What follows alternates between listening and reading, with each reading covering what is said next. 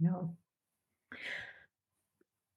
All right. So I'm here today with Aoife Driver, the lovely Aoife. She's been a colleague of mine and a friend since we started our Jyotish journey, studying Jyotish with Marianne Jacuzzi since I think about 5 years ago now, or I think so. Yeah, it's been some journey really since, and Marianne is the most amazing teacher. Maybe one day we'll have her on here as well. But yeah, for today, welcome, Aoife. Thank you. And maybe before we get started on Jyotish, can you just tell us a little bit about yourself and your journey? How did you find Jyotish and why? And why does it fascinate you? Yeah, thank you. Thanks, Sandra, for having me on. We should definitely have Marianne Yeah, on. that would be amazing. Yeah. Yes. I suppose like everything, it was a circuitous route to Vedic astrology. It's not something that I sought, but it feels right. It really feels like part of my path. So I'm based in Ireland. I'm based in County Wicklow in Ireland. And my original background was in holistic therapies, actually beauty therapy, firstly, when I left college. But I found a real love of holistic studies, working with people, connecting with people, using aromatherapy, massage. And so my early career was a little bit in the beauty industry, but I found that a little kind of limiting. So I just enjoyed the connecting with people on a deeper level that the massage could provide. So at around, I suppose in my 20s, then I found yoga. It's just after I had my second child, and I just started to take some yoga classes. They were asana based, physical classes. But it started to open up a door into, something that was just a little bit more interesting to me. And so I started doing Bikram. Now, Bikram yoga is very intense. Bear in mind, I was in my 20s. Anyone can, I suppose, withstand a hot room and that kind of intensity in their 20s. But my God, it was powerful work.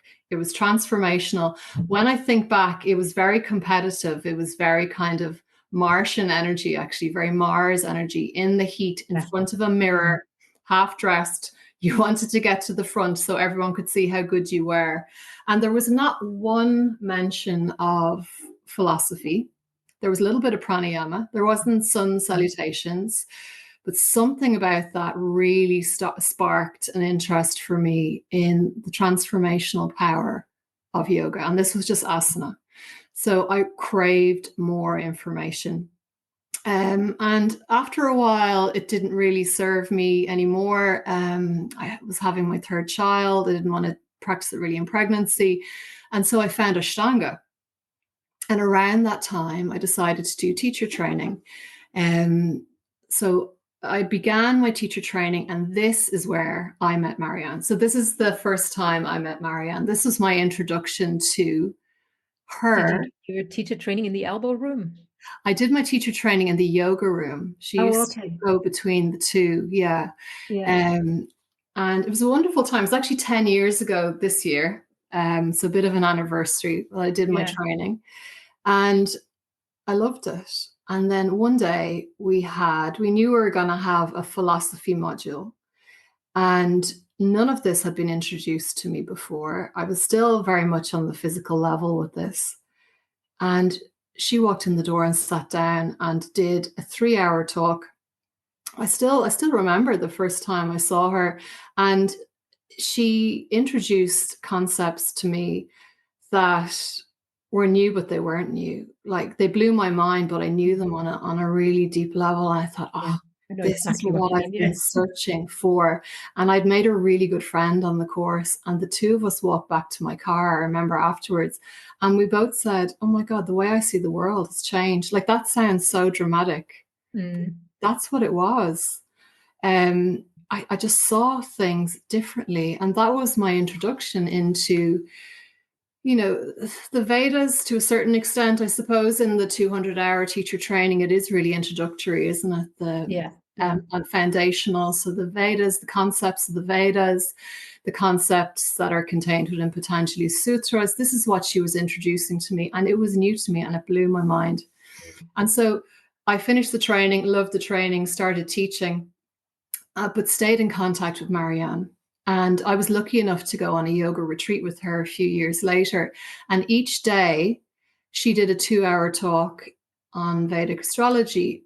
And I think she was learning it at that time as well. And I remember sitting there, I just let it wash over me. And I thought, my God, this is so interesting. But I could never grasp these concepts. She was showing me the math. She was showing me how to make calculations, and I was like, I think you're amazing, but this is not something that I can do in this lifetime. But it's funny, isn't it? Yeah. We can't plan for these things, Well, and I so thought differently about that. Yeah. yeah, Yes, it's really interesting because I actually met Marian in pretty much the same way as you. Um, also, that's why I was asking because I was doing I did teacher training, my first teacher training in Wexford. But then I realized really quickly that it's Ashtanga that I want to do. So I went to do another one with David Collins. And I was really hungry at the time for information and for trainings. And so I did the advanced teacher training in the Elbow Room. And that's where they had the philosophy module. And Marian came in for that. And I think it was, I can't remember, it was a few days. Was it a week or a weekend? I can't remember. But it's the same thing. I remember sitting there in front of her, just completely awestruck. And I had been studying philosophy before that. I've done a 250-hour course with Brenda Feuerstein at the same time, actually, as well. But this is Georg Feuerstein's wife. yeah, yeah. Yeah, that was really amazing too. It was really, really deep and really good. And I've always had an interest in the philosophy, and I've done, Buddhist studies and all of that. But it really was Marianne who opened some very, very particular door inside of me that made the connection possible between the philosophy and real life and real experience. And I remember she did that because, or through her little exercises, she gave us little thought exercises or thought experiments or something that left us feeling what she wanted to convey to us in the philosophy. And I remember going home really empowered as well. And after that, I started a philosophy cafe. Every now and then in the place that I was teaching at the time, we had like coffee and cake and philosophy talks and yoga sutras. It was really nice. But yeah, I wish I'd known you then. yeah, God, it was really, really nice. Yeah. And later, then when I heard that she was teaching Jyotish, to be really honest, I mean, I did have an interest in it. I was always interested in astrology when I was young. When I was 18, I made some money by calculating charts for people in Western astrology with the big books, without the computers, just doing that. But I hadn't thought about Jyotish and I hadn't done astrology in a long time as well, only because it was Marianne offering the course that I really wanted to do it, because I just wanted an opportunity to study with her.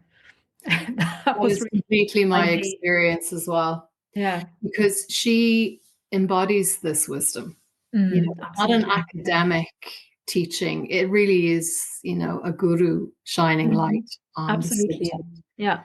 And I first heard about the course and I thought, well, I can't afford it. I don't have the intellectual capacity for it. But my God, I would love to continue my studies with Marianne. And then something happened in my life. It was quite a dramatic, emotional thing. And I woke up one morning and thought, no, I am going to do this. Yeah. And I'm going to find the money for it, which I did. Mhm. and I'm going to find the time for it. And I suppose in a way I was lucky. I wonder, was it a different experience for you? But it was only supposed to be a study of 2 years, but it got extended because of COVID. Yeah. So it became a longer study. Yeah, I know, and it all changed because I think I was actually the first one who signed up for the course, and for a while I was the only one, and she already thought I was going to stay the only one, and she was even prepared to just do it with one person because that's the way she works, isn't it?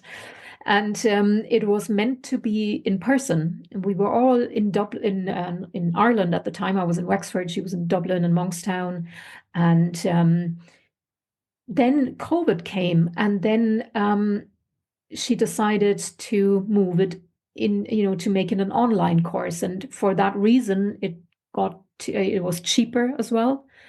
Because originally it meant to include the Sardinia retreat, Right. which Yeah. we couldn't do In during COVID, of 2020. course. Yeah. Exactly. And then over this, the online switch to online, more people signed up. And then it was all of you guys signed up. And what's really funny as well is that we were all in Ireland at the time. But during COVID, everything got mixed up and everything got transformed and changed and thrown into the air. And I think probably you're the only one still living in I'm Ireland. the only one in Ireland. Yeah, Yeah, of course, we went on then to do a mentorship, which was an yeah, extended time. So I think yeah. really we've probably been studying now for 5 years, I Five think. years. Yeah, Yeah, yeah. and we did get eventually to have the retreat 4 years Yeah, later. We were that was lucky the enough most to go amazing to experience, that Sardinia. retreat, wasn't it? Yeah, yeah, Yes, yeah, it absolutely. was very Oh, special. yeah, and A lovely Sardinia way to is, honor our studies. yeah, absolutely. And I actually never forget it because I was so happy, first of all, to see Marianne at the airport. That was just the most amazing thing altogether. And she, of course, picked every single one of us up. And we were waiting at the airport for Lebanese to Mhm. arrive. And in the meantime, Marianne and myself had some dinner. And we both ordered some fish, and we ate the fish. And then on the drive home through the mountains and, in the little car going left and right and around the curves, I got so, so sick. And the first thing when we arrived, I had to throw up. And I had this really Cleansing. strong feeling. Yeah, that was, and I had this really strong feeling though. While I'm on this island, I am not to eat meat or fish. And I didn't then. And Hmm. I felt really there was something about this island as well, this island of Sardinia, that to me was so powerful and healing, and the sheer Yeah. beauty of it alone, it just, Natural beauty. It's very wild.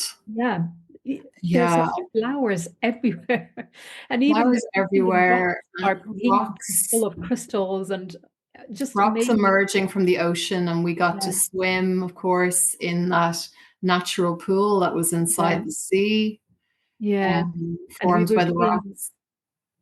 Yeah, we were doing this study of the Mahavidyas, of the Shaktis, and how to find them in the chart. And then we'd go, and Marian would take us through the most amazing pathways and on a walking meditation, and we would chant the mantra to the Shakti in the most amazing hidden places. It was just it was incredible. It's a really, really incredible experience. It was.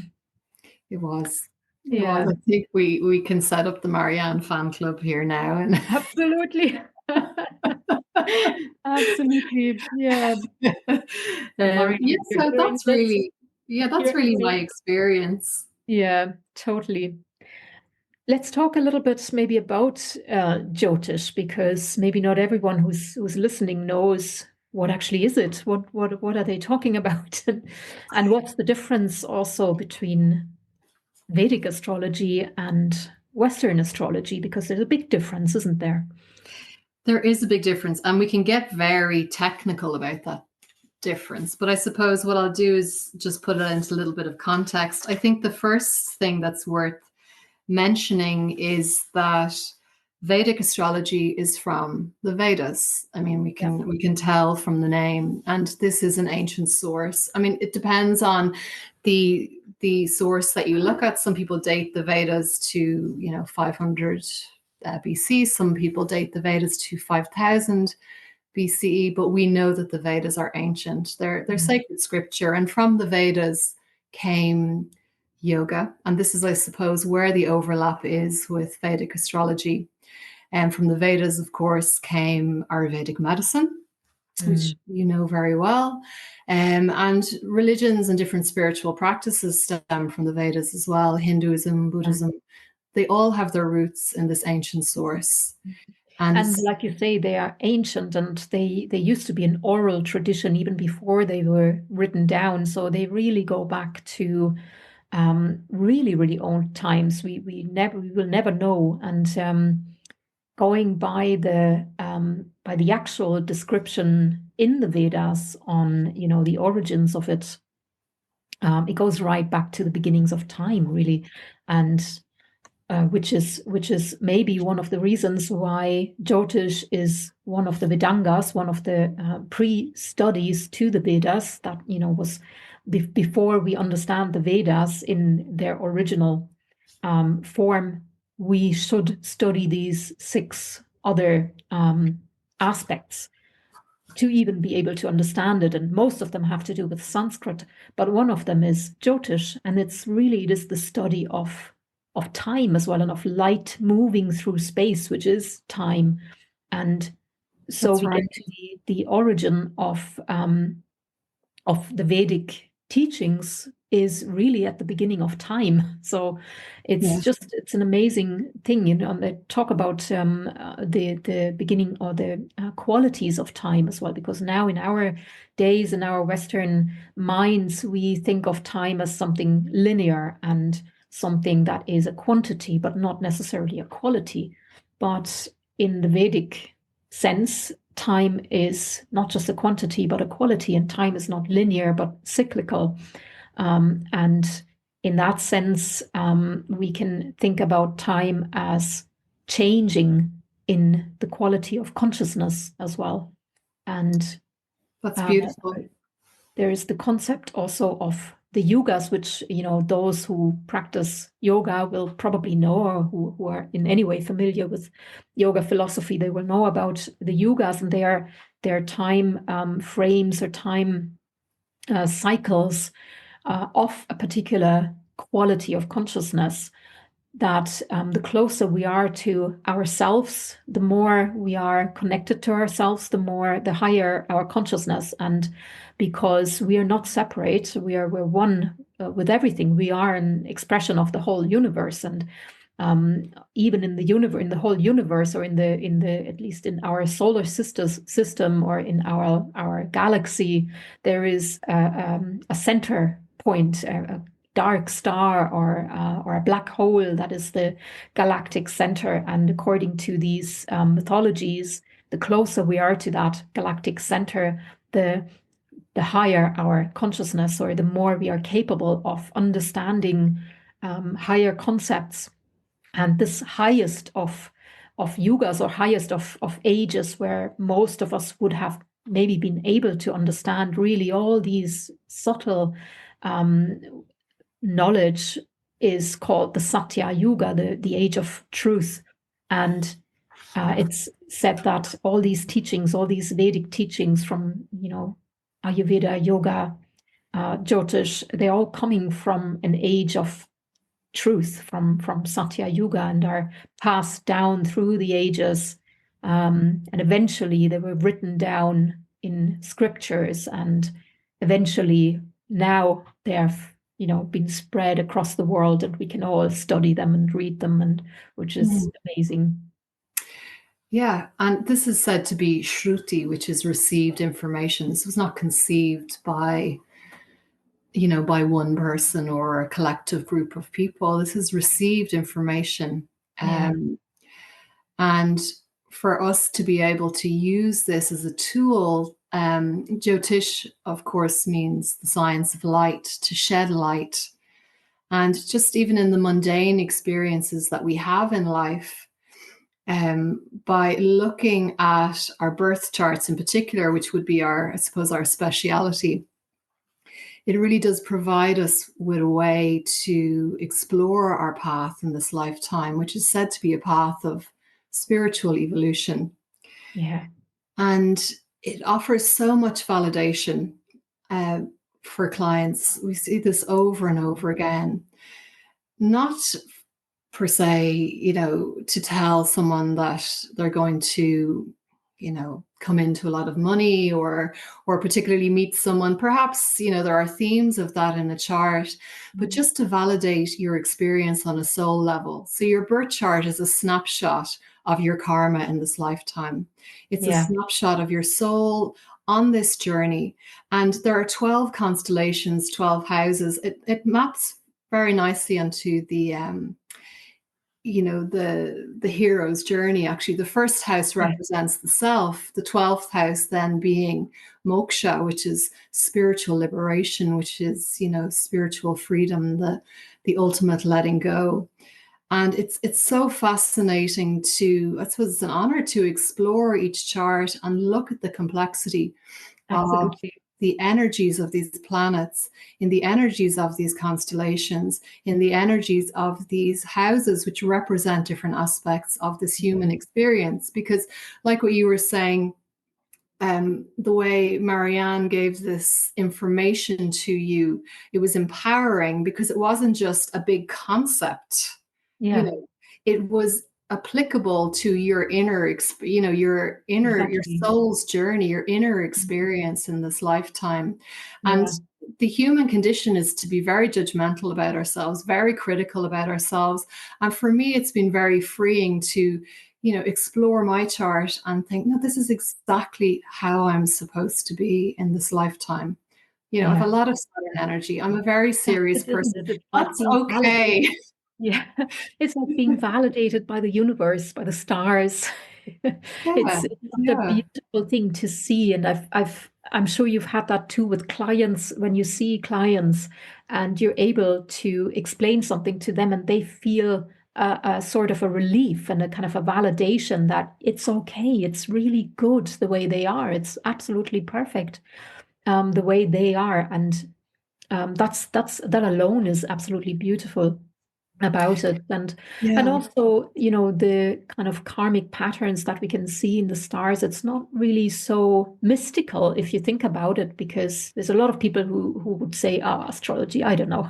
It's not really scientific, is it? But that's to our Western mind, and maybe, a little bit spoiled by the kind of newspaper astrology that we're all fed sometimes, But the Vedic astrology is really something completely different to that. It is. It is very different. Yeah. And what really appeals to me in terms of the difference between Western astrology and Vedic astrology is that Vedic astrology is called sidereal astrology. It's fixed star astrology, which means that it's astronomically correct. Yeah. So I could... the stars as they actually are. As they actually are. You could hold up your app, or you could hold up a telescope. And if you're looking at your ephemeris, you're looking at where the planets are supposed to be at this very moment in this particular degree. That is exactly where they are. Yeah. That's because Vedic astrology is based on the fixed stars. And the stars are fixed, of course. It's us that are moving. Yeah. Whereas with Western astrology, and they come from different traditions. Of course, Western would be more based in, I suppose, the Greek ancient traditions. Western astrology then, of course, is fixed to the equinoxes, isn't it? The tropical system. Yeah. And this, because match the beginning of the zodiac with the beginning of the seasons, which is not really real. Yeah. And because the Earth's axis has a little bit of a wobble in it, which, we talked about the Ayanamsha, there's about 23 degrees difference now between Western and Vedic astrology. So going back to what I said earlier about, you can see exactly, if, hold up your app and see, Venus is exactly there in Cancer or wherever. That's because the Vedic astrology takes into account this wobble in the Earth's axis.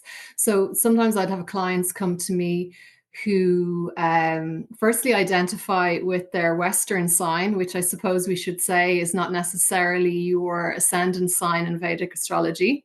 That's a big difference for people. So if you're, say, a Leo in Western and you've always looked at your horoscope and you're like, oh no, I'm definitely a Leo, you can get a bit of a shock when you come for Vedic astrology because it's based on the constellation that was on the horizon at the moment of your birth. So it could be a different ascendant, which is the underlying flavor of your whole chart, and will tell you who your lord is, which of the planets is the lord of your chart, which is really important. Which is then influencing the whole chart. Absolutely. Yeah. And then the other fascinating thing also is that in the Western astrology, you have the 12 constellations where, the sun seems to move through that band of constellations, and that makes up the 12 zodiac constellations. Yeah. But in the Vedic astrology, we also have the constellation where the moon moves through the 27 nakshatras or lunar constellations, which makes it just that much more complex and exact in that sense as well. And nakshatras, they are really so telling. I use them a lot in the chart interpretation, and I find them so they reveal a lot. They reveal a lot more depth. It's like going deeper and deeper and deeper. So within each constellation, there's 3 or 4 nakshatras, and so we're able to look at what I really appeals to me is, we look at who the ruling deity is, who the ruling planet is. And, these archetypal, the symbology of that is really powerful actually to explore with people. And I suppose what's been humbling for me is prior to readings, I used to try and assume how this energy of this nakshatra or this graha, this planet, may have played out in their lives. But, who are we to know? It's really fascinating when you have a conversation with people and they say, no, this is my experience. And you think, yes, of course. On a universal level, this makes so much sense. Yeah, absolutely. It really is fascinating. There's a quote that I have. Now, this is not to minimize Western astrology because, of course, they have equal value. But there's a quote in the Andrew Mason book, and we've just touched on the additional depth of the nakshatras, but it says that as one convert from Western astrology once jokingly put it to me, you might comfortably squeeze the entirety of Western astrology into a matchbox and set it afloat upon the ocean of Vedic astrology. And I do remember talking to Marianne about, oh my God, how can we ever? Everything is such a tip of the iceberg. And she reminded me, of course, and I'd heard this before, that it's the study of many lifetimes. Yeah, not just a lifetime. It absolutely is. Yeah, I really think so too. And it's not only that, that there's 27 nakshatras, and within those, each of the nakshatras, there are the different padas, and each of them are ruled by a different planet. And then on top of that, there are divisions of charts as well. It's not only the birth chart, but you can literally zoom into any area of the chart and make a whole different chart, which then, comes out with 60 extra charts. Yes, and that's been really fascinating as well. Some are related to the D9 is used a lot, of course. It's called the spouse chart, but it really is looking at the fruition of your karma in this lifetime. It's pointing to the direction in which things are going. And you can explore if the time is accurate enough, the birth time is accurate enough, we can even look at the D60 in terms of past life. That's really fascinating as well. Very fascinating, yeah. But you do need for the higher the divisions, the more accurate you need the birth time, and that's not always easy, but no, and in Ireland in particular, it's not easy. It was not the birth time was not on on the birth certificates until, I don't know, maybe about 20 years ago. Now they're on it, but we don't know whether sometimes they're rounded up. Sometimes they're very neat. I'm sure they do sometimes. Yeah, they do round it up or down. But But I've just to had say that you can ask your hospital, your exactly. maternity hospital, as part, this is your Yeah, information. I was So you just going to can say, ask for the time. yeah, I've had a few clients from Ireland who did that. They just called the hospital or wrote to the hospital. And in some cases, I remember one, she was born in a hospital that doesn't exist anymore. Yeah. And she still was able to somehow find, her birth time, because usually they're very helpful, and they're archived somewhere. It just has to be found. And there are Um, corrections that you can do. You can look at a time and gather information and make mm, an educated guess. yeah. Um, And even if you don't have the birth time at all, then there are still other ways, like using the moon as a lagna or as a central point. Then that can be used as well, and it's really telling too. And I've hmm, used that a few times as well. And just recently with the chart that I shared with you about the my ancestors' baby, my great grandmother's baby, who died in as a child during the war, and I was really fascinated about her story. So I did the chart for her, and it was very interesting, even though I didn't have the time, but you could still see a lot of interesting things. So hmm. there's still a lot you can do There can be, about the because birth part of our time. course is actually to study 10 charts of family members or people who are very close to us. Yeah. It's very interesting to see the patterns that emerge from families. It's definitely pointing to some maybe karmic connection between ourselves and our extended families, which I found really interesting as well. Yeah, that is very interesting. It's a really fascinating subject. And it's kind Mm. of, I think of it sometimes as like a biologist, would be trained to read the patterns of your DNA in order to find connections and find strengths or weaknesses in terms of disease, possible disease, or in terms of the body. And as an astrologer, we're kind of trained to see patterns in the stars, uh, uh, Yeah. And that tell about your karmic DNA and your soul's DNA. And it's really, really interesting and really helpful to have yeah. that knowledge. And going back to yoga and Patanjali sutras, one of the niyamas is swadhyaya, which is Yes. Yeah, self-knowledge, which is study of the self. And I really think we are doing ourselves a great service by knowing ourselves. The Greek yeah, philosophers talked about know thyself. You could absolutely. study your own chart Mm, forever.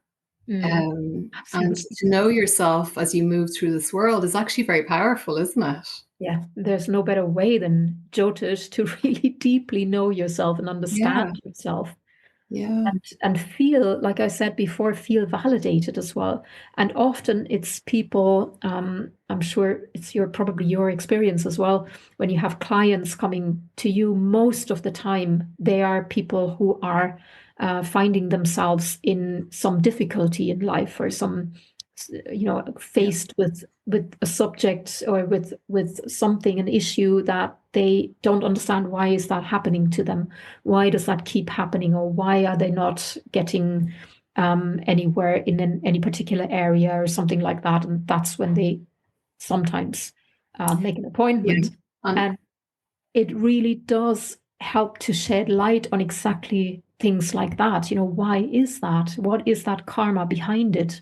And most importantly, and maybe that's a difference as well to Western astrology, but I'm not quite sure, is that Vedic astrology really offers remedies as well, and yes, offers ways how that karma can somehow be lightened or yes. helped.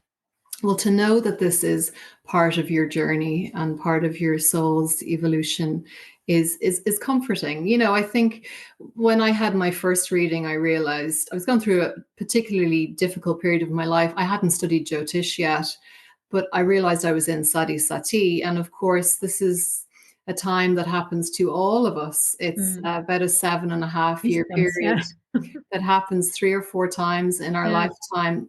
And they're the lessons of Saturn. So Saturn is teaching us about the transience of things, the temporality of things, and Yeah. it's teaching us to let go. And these lessons can be very painful, but knowing that Saturn is upon your moon, and this is why you're experiencing what you're experiencing, can be quite empowering. It is a process. It will end. Yeah. And always in hindsight, you come out a stronger, you come out. And Saturn, of course, is the planet of wisdom. He's the planet of yoga. And so it's a gift. And this learning can't be academic. It has to be experiential. You It have has to to be, go exactly. through it. Yeah. Um, Yeah. You can't just theoretically learn any of those life's lessons. It's not possible.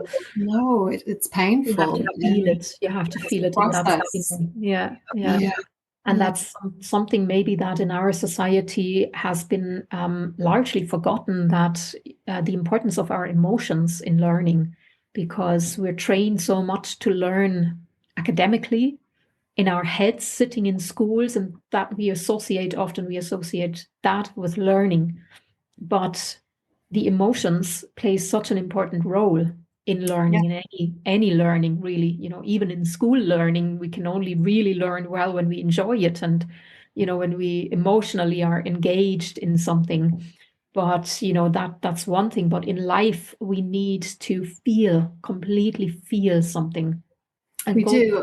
through Yeah. the layers of our consciousness in that experience, from the physical to the emotional to the deeply mental and spiritual layers. And only when we experienced all those layers, then we really, have transformed and have learned something in the Yeah. spiritual sense.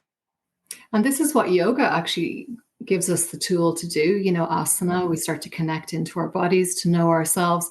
And this is why I feel that Vedic astrology is a deepening of this connection, Yeah, and supplementing, I suppose, what we can learn through yoga.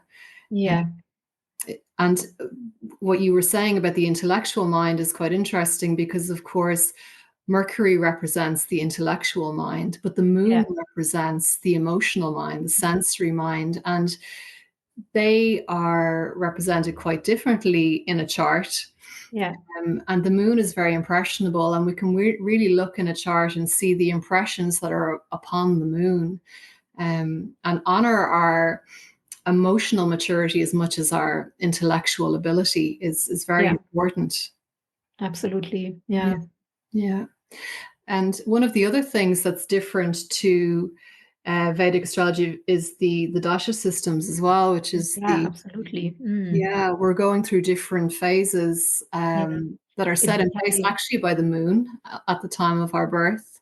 Yeah, And this is really important information as to overriding themes that we might be experiencing on an inner level, and of yeah. course on a mundane external level as well. It To will be able tell to you give all this when. information to people is so empowering for them. Absolutely.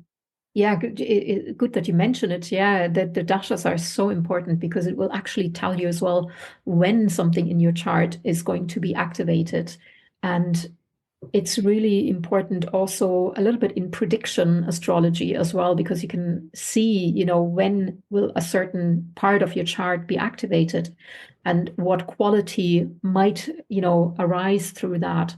And then we can be prepared for that, We can to be have for prepared that for energy that. to Yeah. activate.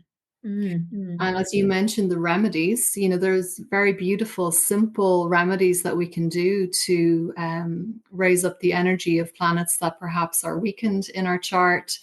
Yeah, These are ancient remedies, simple things like wearing particular jewelry to the skin, yeah, on a particular finger, wearing different colors, yeah, um, drinking milk for moon, like the really yeah. beautiful. To strengthen the energy of the different planets in yourself, in your psyche. And one of my favorite remedies, actually, that I tend to use, well, one is mantra, but that I use more and more in my life, actually, that I find really powerful. But the other one that is is, I find, very important and very powerful is charity. Yeah, Yes. that's something that Selfless is so service. easily overlooked in the Western side, or maybe it's seen as, oh, this is some superstition or something, but actually it really has a powerful effect when I am giving something, when I'm putting my attention and my energy from my heart into a certain area outside of myself, then that area exists in me, of course, as well, and I'm strengthening that area within me as well. So if I am, for example, doing something good for children or younger people, then I'm strengthening my Mercury at the same time. Or if I'm helping an outcast or homeless person or something, I'm strengthening my Saturn in my chart. And this is something that's really, really beautiful, beautiful remedy that is actually really effective as well. It is, and we can even be specific enough to do it on a particular day Yeah, that honors the planet that yeah, you are strengthening. yeah, Um, yeah. yeah. That's beautiful. If I could talk for hours with you now, and maybe we will too, but not all at once. I would really like to get together for many more sessions and talk about the different aspects of Jyotish. Um, so, but I'd love to get into more of the specifics. yeah, let's do that. So for now, thank you. Thanks so much for meeting with me and for being here and doing that with me. Thank you, Sandra. It's been an absolute pleasure. Yeah. And for the next time, bye for now.